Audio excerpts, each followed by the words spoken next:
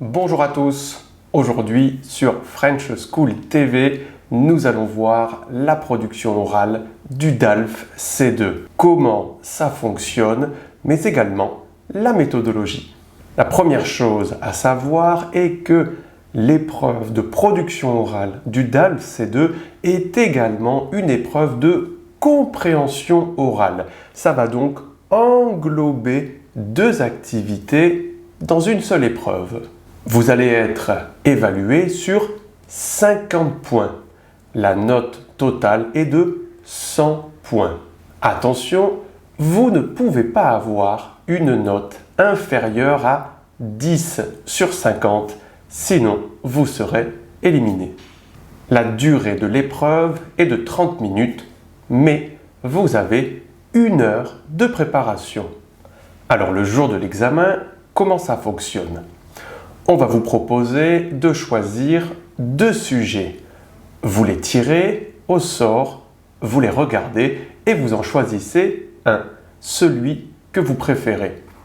À partir de ce moment, on va vous faire écouter un document sonore d'une durée de 15 minutes. Votre objectif est de prendre des notes. Vous allez écouter ce document 2 fois. Et à la fin de ces 2 écoutes, vous avez 1 heure pour préparer les 3 parties de l'examen. Dans la première partie, votre objectif est de réaliser un compte rendu du document sonore d'une durée de 5 à 10 minutes. Dans la deuxième partie, vous devez réaliser un développement personnel, une argumentation personnalisée à partir du rôle de la consigne. Vous aurez 2 rôles possibles, à vous de choisir le rôle que vous préférez. Dans la troisième partie, vous allez réaliser un débat avec le jury, qui sera donc composé de 2 évaluateurs. Voici comment on va évaluer votre compte-rendu du document sonore.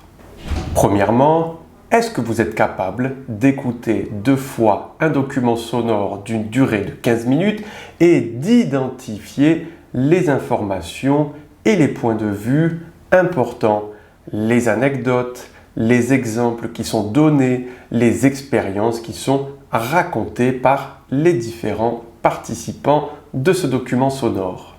Bien évidemment, vous devez restituer ces informations avec vos propres mots, mais sans changer les informations que vous avez écoutées. On peut également vous demander de répondre à quelques questions à la fin de votre compte-rendu, mais ce n'est pas obligatoire.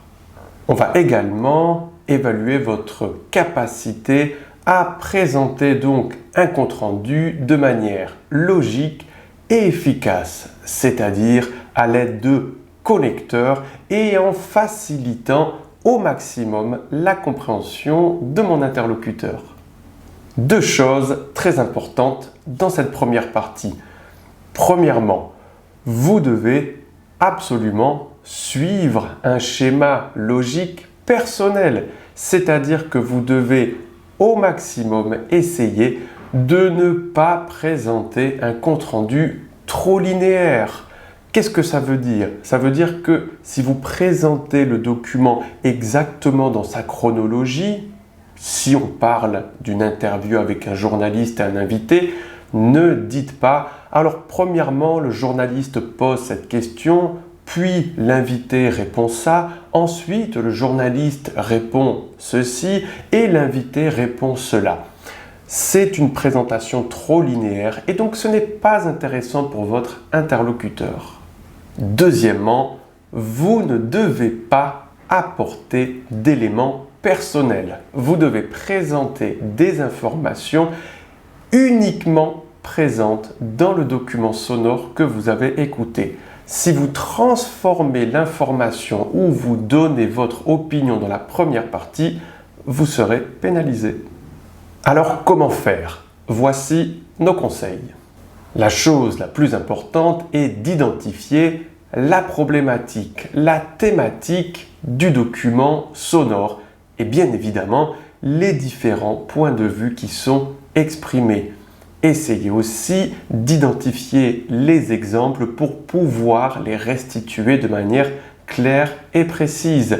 Est-ce que les personnes présentes racontent une anecdote? Est-ce qu'ils donnent leur opinion? Est-ce qu'elle est positive, négative?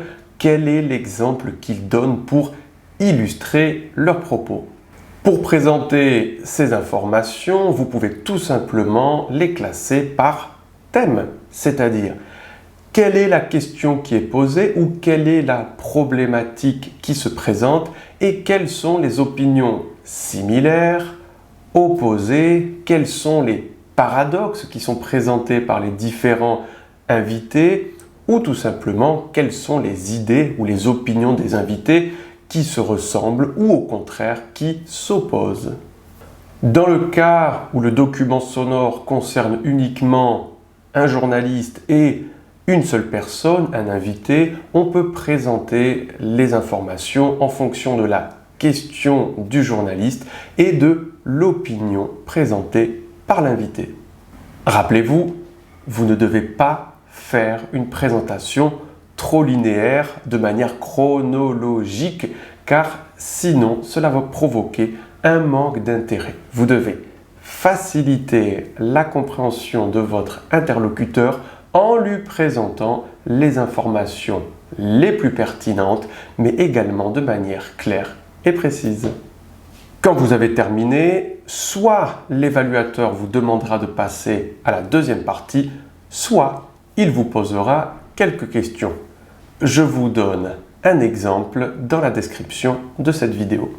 Maintenant, comment est évaluée votre deuxième partie, votre développement personnel à partir d'un rôle que vous avez choisi, votre argumentation en fonction du thème?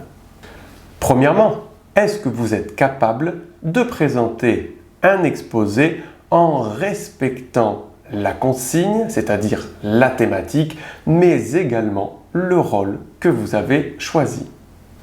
Deuxièmement, est-ce que vous êtes capable de présenter une argumentation personnelle avec des arguments primaires, secondaires et bien évidemment des exemples clairs, précis et pertinents, dans l'objectif de convaincre votre interlocuteur puisque c'est l'objectif d'une argumentation. Troisièmement, est-ce que vous êtes capable de présenter une argumentation cohérente avec de la cohésion et en facilitant la compréhension de mon interlocuteur, c'est-à-dire en utilisant des connecteurs et en présentant vos arguments de manière cohérente. Alors comment faire? Ici, vous allez donc avoir du temps pour pouvoir préparer vos arguments. Essayez de faire une liste des arguments possibles en fonction du thème que vous avez choisi. Cherchez ensuite des exemples ou des anecdotes ou des expériences pour pouvoir illustrer votre propos et donc convaincre votre interlocuteur que c'est vous qui avez raison. Faites bien attention à respecter le rôle qui vous a été donné. Soyez clair et précis. Essayez de présenter les arguments de manière à ce que l'évaluateur comprenne les points importants de votre pensée, de votre argumentation. Ne vous précipitez pas et prenez le temps de bien définir le schéma de votre présentation car cela va être valorisé.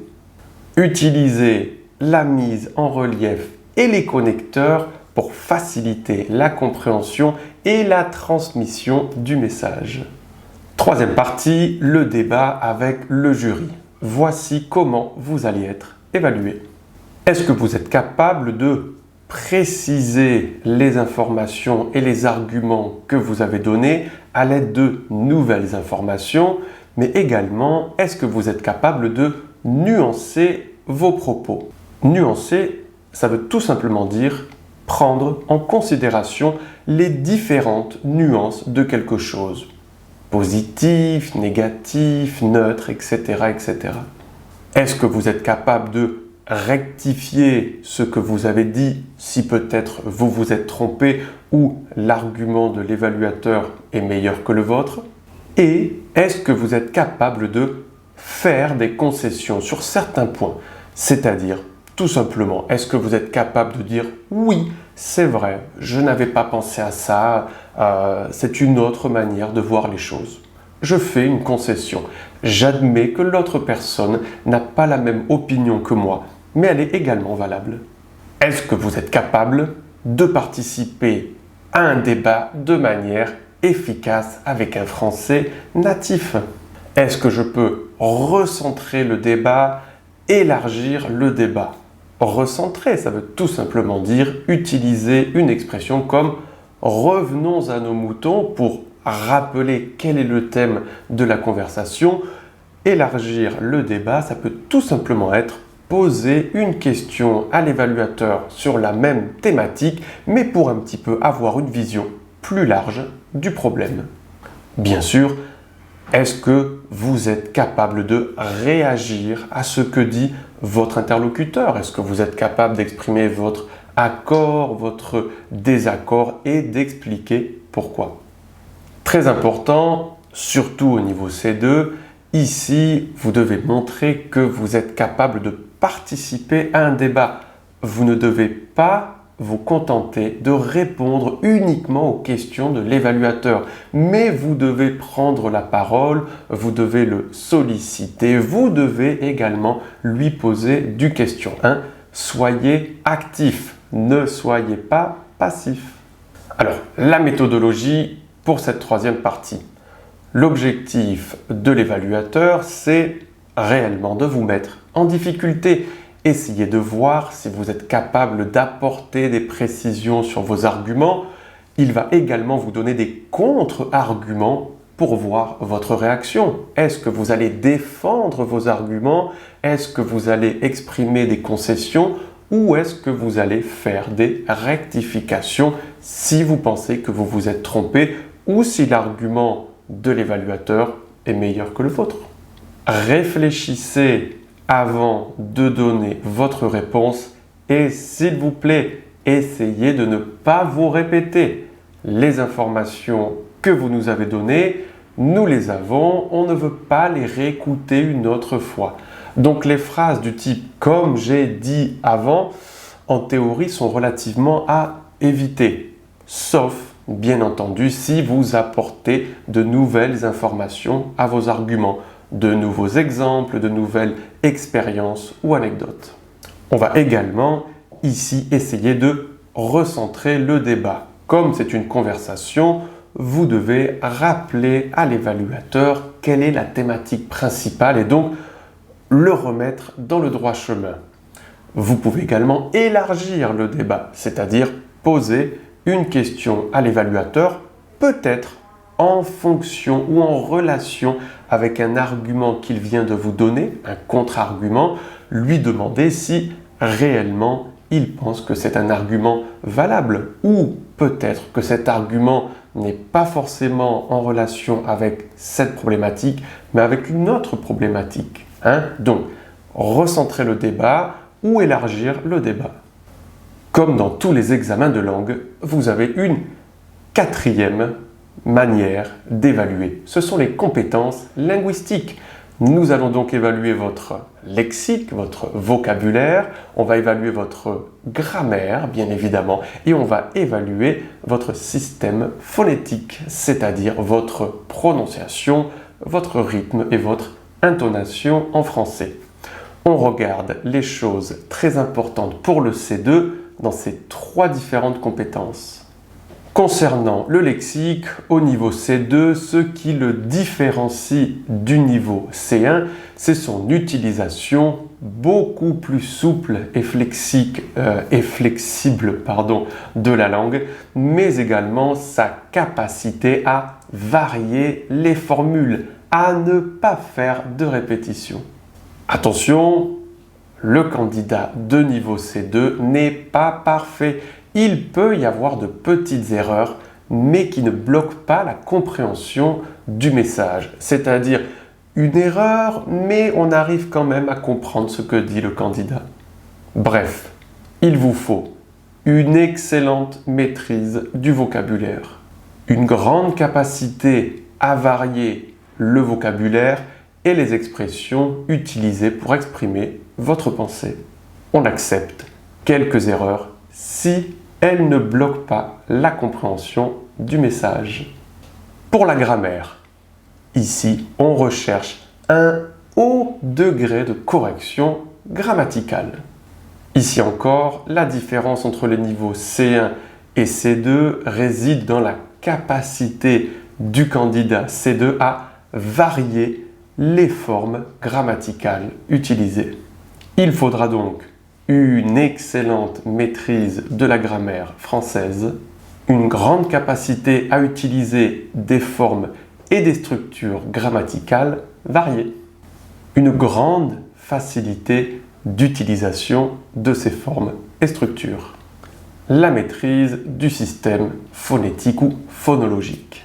Un candidat C2 doit avoir une prononciation, un rythme et une intonation très proches de ceux d'un natif. C'est-à-dire qu'ici, vous devez montrer une grande exactitude dans la prononciation, le rythme et l'intonation. J'attends vos questions et vos commentaires dans la description, dans les commentaires de cette vidéo. Dites-moi, est-ce que vous êtes intéressé pour avoir plus de vidéos qui concernent le DALF C2? Est-ce que vous êtes intéressé par des cours de préparation au DALF C2? Ou tout simplement, est-ce que vous avez des questions sur l'examen du DALF C2, les thématiques, la difficulté, etc., etc. Écrivez dans les commentaires et on vous répond. Est-ce que vous voulez voir un exemple complet de compréhension et production orale DALF C2? Si oui, abonnez-vous à French School TV. La semaine prochaine, nous allons vous montrer un exemple complet avec le document sonore, la première partie, la deuxième et la troisième. Pour ne pas manquer cette vidéo, abonnez-vous et activez les notifications. Si vous souhaitez participer à nos cours de français et recevoir l'information, vous avez un formulaire de contact dans la description de cette vidéo. Vous pouvez également valoriser ce contenu et soutenir notre travail grâce au Super Thanks de YouTube. Nous, on vous dit merci beaucoup d'avoir passé ce temps avec nous. On espère que la vidéo vous a plu. On se voit la semaine prochaine pour l'exemple complet et on vous souhaite une bonne journée. Ciao, ciao!